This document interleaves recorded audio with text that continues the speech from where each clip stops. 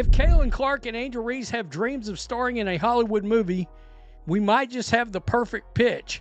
For the record, I could totally see Angel Reese doing this. I cannot think of a single reason. Yeah, my dog was like, nah. I can't think of a single reason that Caitlin Clark would do this. Okay, hold up. So Hollywood wants Caitlin Clark and Angel Reese in a Juwanna Mann sequel, and the plot is basically I'd beat Caitlin's ass and marry Angel Reese. That's the actual pitch, from a 66-year-old actor. And somehow this is the most normal part of this story because what Caitlin Clark is doing to Iowa's entire athletic department right now. That's the real movie. She graduated 2 years ago, and the women's basketball program just sold out season tickets for the 3rd straight year, before fall practice even started. In a football-obsessed state, the numbers behind this are absolutely insane, and by the end of this video, you're gonna understand why Caitlin Clark isn't just a basketball player. She's a business phenomenon that's rewriting how college sports work. But first, we gotta talk about this wild Hollywood pitch, because it reveals something way bigger about where women's basketball is heading. A sequel to the 2002 film Juwanna Mann is in the works.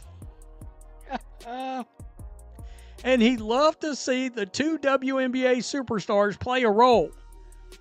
In case you missed the original cinematic masterpiece, Juwanna Mann is about a disgraced NBA player named Jamal who's suspended indefinitely for unsportsmanlike conduct. Listen to how he's already thinking about this. The 66-year-old actor Miguel Nunez Jr. isn't just throwing out random celebrity names. He specifically wants Caitlin and Angel because they represent opposite sides of the WNBA's biggest rivalry. And here's where this gets interesting. He says multiple WNBA and NBA stars are already interested in being part of the project. Multiple, which means Hollywood is finally waking up to something the rest of us figured out 2 years ago. Women's basketball has real star power now, real box office potential. But check out the reaction in that clip, because there's this immediate skepticism about whether Caitlin would actually do this kind of movie. And that skepticism, that's actually revealing something crucial about how differently these 2 stars are being positioned in the entertainment world. Wow. I don't know that I see Caitlin Clark doing that movie. I see her doing more highbrow art, probably. I mean, I could see her in the movie completely. But do I think it's going to be like, a Space Jam? I could see her leading her own Space Jam. I mean, yeah, the Space Jam, the search for all new money, I could see that. I could see her leading her own Space Jam. That right there is the difference. Angel Reese doing a Juwanna Mann sequel? Sure, that tracks with her brand. She's loud, she's controversial, she leans into the villain role. But Caitlin Clark? The thinking is she's too highbrow for that, too polished, too valuable to risk on a comedy sequel to a movie from 2002 that most people don't even remember. She's Space Jam territory. The lead role, the Michael Jordan position, not a cameo in someone else's comeback vehicle. And here's what's wild about this whole Hollywood conversation. It's happening because women's basketball has reached a level of mainstream attention that makes these pitches financially viable. 5 years ago, this movie doesn't get made because nobody knows who these players are. Now, Caitlin Clark's name alone could probably open a movie, but the real story isn't about Hollywood at all. It's about what's happening back in Iowa City, where Caitlin hasn't played a game in 2 years, but somehow her impact is getting stronger, not weaker. Iowa's women's basketball sells out for the 3rd straight season, fueled by Caitlin Clark's impact. It's 11/4/2025. She's been gone for the university for 2 years. She's officially blown that university up to a level they're not going to fall off. And they got some good recruits, too. The University of Iowa sold out of women's basketball tickets for the 3rd consecutive season, quote, well before the first program, first fall practice. Sold out. third consecutive season. And get this, the article specifically says, well before the first fall practice, that's not normal. That's not how college sports work, even for successful programs. You know what this means? It means Iowa's women's basketball program has transcended the sport itself. They've built something that survives beyond any individual player, even one as dominant as Caitlin Clark. Fans who jumped on the Clark bandwagon stayed. They didn't leave when she graduated. They didn't drift away when she went to the WNBA. They're still buying tickets, still showing up, still invested in this program. And the university is smart enough to keep that momentum going. That brought in good recruits. They maintained the culture. They understood that Caitlin didn't just build a fan base for herself, she built a fan base for Iowa women's basketball as a concept. But here's where the numbers get absolutely bonkers, and this is where you realize we're not just talking about a successful college program anymore. Instagram, the women's basketball program has more than 291,000 followers, more than the football program, 247,000. And that football program, I mean, they got a hell of a, I mean, Kurt Ferentz is highly respected. Most people think that Kurt Ferentz should have went and coached in the NFL like a decade ago. He's a Belichick guy. The Iowa Hawkeyes page, 180,000, or the men's basketball team, 102,000.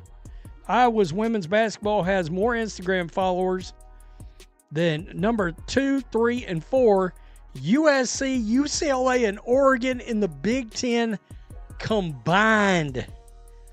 Wait, hold on. Let me make sure you caught that. The women's basketball Instagram account has 291,000 followers. The football program in Iowa, where football is basically religion, has 247,000 followers. Women's basketball is beating football on social media. In Iowa, Kirk Ferentz, one of the most respected coaches in college football, a guy who people think should have been coaching in the NFL for the last decade. His program has fewer Instagram followers than the women's basketball team. The main Iowa Hawkeyes page, 180,000. Men's basketball, 102,000. And here's the part that should make every other women's basketball program in the country panic. Iowa has more Instagram followers than USC, UCLA, and Oregon combined. 3 massive universities and huge media markets, and Iowa has them all beat on social media when it comes to women's basketball. That's not just Caitlin Clark's impact, that's a fundamental shift in how fans engage with women's sports. At Iowa,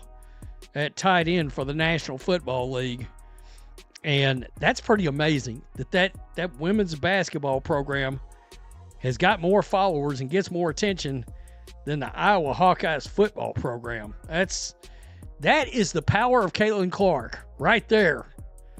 I mean, seriously. Hell, they got a C.J. Beathard, I believe, came out of Iowa. As far as I know, he's still got a job in the NFL.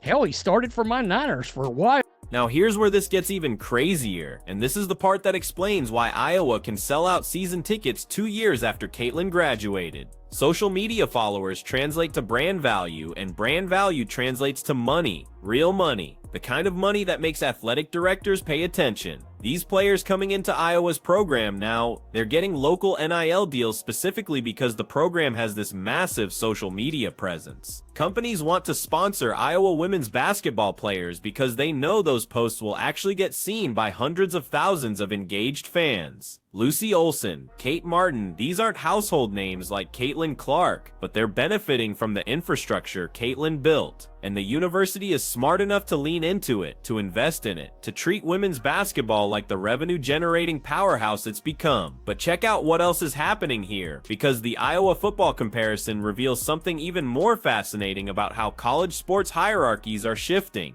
Iowa is known as Tight End University. George Kittle, future Hall of Famer with the 49ers. TJ Hawkinson, elite tight end with the Vikings. Sam Laporta, crushing it with the Lions. Noah Fant with the Bengals. Dallas Clark before them. Iowa manufactures NFL tight ends like it's a factory. That's their brand. That's what they're famous for in football circles. And somehow, the women's basketball program has more social media engagement than a football program that consistently produces NFL talent at a premium position. Think about what that means for recruiting. A high school tight end looking at Iowa sees a proud tradition and a clear path to the NFL. Great. But a high school women's basketball player looking at Iowa, she sees sold-out arenas, massive social media followings, NIL opportunities, and a fan base that treats women's basketball like it matters. She sees a program that's culturally relevant in a way that most women's basketball programs aren't. That's the Caitlin Clark effect. She didn't just win games, she changed the entire culture around Iowa women's basketball. And here's what most people miss about this story. Caitlin Clark is doing this in multiple places at once. Iowa is selling out season tickets. The Indiana Fever went from nobody caring to selling out arenas and having the highest attendance in WNBA history. Everywhere Caitlin goes, the business explodes. Merchandise sales explode. Ticket sales explode. Viewership explodes. She's not just a great player, she's a market force. And what's fascinating is that her impact doesn't disappear when she leaves. Iowa's still selling out. The infrastructure she built, the attention she brought, the culture she created, it's sustainable. That's what separates generational talents from just really good players. Really good players help their team win. Generational talents change the entire ecosystem around them, and that ecosystem keeps thriving even after they're gone. Now let's connect this back to that Hollywood pitch, because suddenly it makes way more sense. Miguel Nunez Jr. isn't stupid. He's not pitching a Juwanna Mann sequel because he's nostalgic for 2002. He's pitching it because he sees what everyone in entertainment is starting to see. Women's basketball has real measurable star power now. Caitlin Clark and Angel Reese have name recognition beyond sports fans. They have social media presence. They have cultural relevance. And in Hollywood, that's all that matters. Can you open a movie? Can you get people to pay attention? Can you generate buzz? Caitlin Clark has proven she can do all three. So yeah, Hollywood's gonna come calling. They're gonna pitch Space Jam sequels, and Juwanna Mann reboots, and whatever other basketball adjacent movies they can think of, because for the first time in history, women's basketball players are actually bankable stars. But notice the skepticism in that reaction. I just don't think she's touching Juwanna Mann too. And he's probably right, because Caitlin Clark doesn't need to do a Juwanna Mann sequel. She's got bigger opportunities, bigger platforms, bigger deals waiting for her. That's the position she's in now. She can be selective. She can wait for the right project, the right partnership, the right opportunity that matches her brand. Angel Reese might take the Juwanna Mann role because it fits her personality and her brand strategy. But Caitlin, she's playing a different game. She's building something bigger, something more sustainable, something that lasts beyond her playing career. And you can see that strategy playing out in how she's handling her WNBA career, her endorsements, her public appearances. Everything is calculated. Everything is building towards something larger. What's happening at Iowa right now is proof that her strategy works. She left the university 2 years ago, but her legacy is still generating revenue, still selling tickets, still dominating social media. That's not an accident. That's the result of building a brand that's bigger than just basketball. Iowa women's basketball isn't popular because they're winning games. They're popular because Caitlin Clark made them culturally relevant. She made them must-see TV. She made them a program that casual fans actually care about. And now that infrastructure is self-sustaining, new players come in, fans stay engaged, tickets keep selling, social media keeps growing. That's generational impact. That's legacy. Most college athletes leave, and their program goes back to normal. Caitlin Clark left and her program got stronger.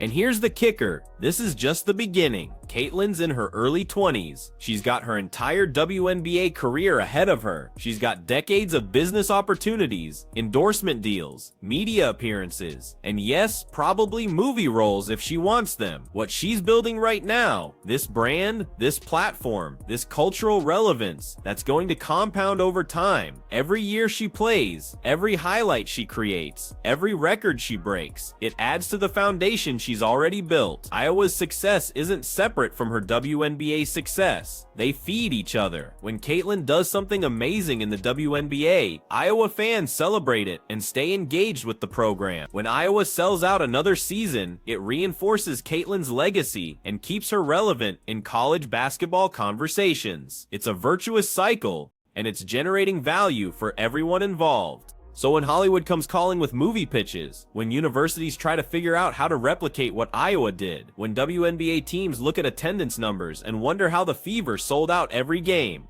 the answer is always the same. Caitlin Clark changed the game, not just on the court, but off it. She proved that women's basketball players can be mainstream stars. She proved that college programs can sustain success beyond individual players if they build the right culture. She proved that the WNBA can be profitable and popular if you have the right personalities. And most importantly, she proved that doing it the right way means being authentic, being excellent, being consistent, actually works better than any shortcut or gimmick. Iowa's selling out season tickets for the third straight year. Caitlin Clark hasn't played there in 2 years, and somehow that's the most normal part of this entire story. What happens when the next generational talent sees what Caitlin built and decides they want to do the same thing? The whole landscape changes.